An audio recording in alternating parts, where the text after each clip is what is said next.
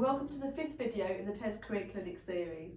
I'm Gordon Hallahan and I'm here to walk you through all your teaching career related questions with a little bit of help from teachers and school leaders who we've got on hand to share their wisdom and experiences with us.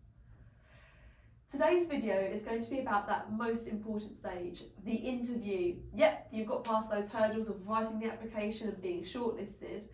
Now the interview to clear and you've got this. So it doesn't matter how many interviews you've done, it's still absolutely normal to still feel nervous when you get the call to say you've been successful in your application. Put those nerves to good use and start prepping. You should be sent an itinerary of the day and be able to start preparing properly. Depending on what position you're applying for, your day will look very different. Lesson observations, intro tasks, student panel, whatever it is you're asked to do, make sure you've got it all planned and rehearsed before the day. But what about the extra stuff? These are my 3 tips. So, number 1, bring notes. Whether it's about your own classes or data or reminder of yourself for projects that you've been involved in, it's better to have notes than come across as unprepared. I'd also say go tech free. If it could go wrong, it will go wrong in an interview lesson. So minimise your stress levels by avoiding tech for your lesson or presentation. And then introduce yourself to everyone. When you arrive, smile, say hello to everyone you meet. Sitting with your head down in the reception area won't make the best first impression. So try and make small talk and give off a confident air, even if you're not really feeling it.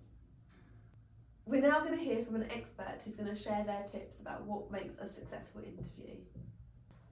Okay, my name's Dame Alice Hudson and I'm Executive Head Teacher at the Twyford Church of England Academies Trust.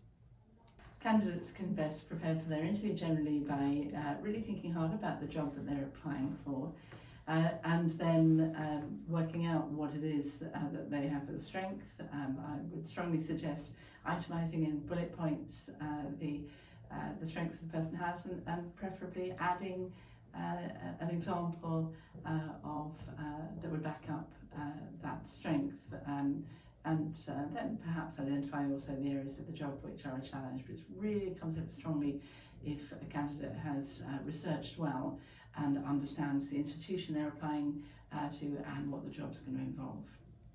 If a candidate's applying for a leadership position, then obviously the interviewers are looking for that little bit more.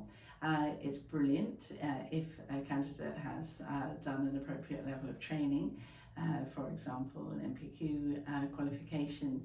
And again, if it is possible to really align the coverage and experience that a candidate's had with what the particular demands are, that's brilliant.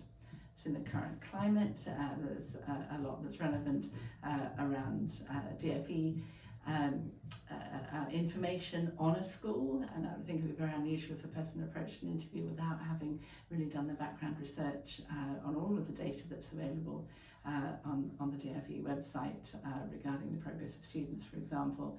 But also looking at Ofsted, recent Ofsted information and the new Ofsted framework.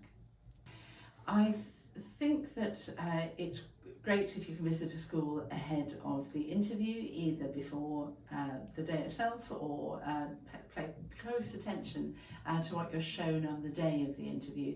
And that's going to enable you to think on your feet in a lively way about what genuinely interests you in the school and what you'd like to know more about, particularly if you can use it as an opportunity to capture the thing that maybe you haven't had a chance to say during the course of the interview and say, I gather that this school is really driving on this. Would there be an opportunity for me to be more involved in this in a particular way? Comes over as proactive and really engaged.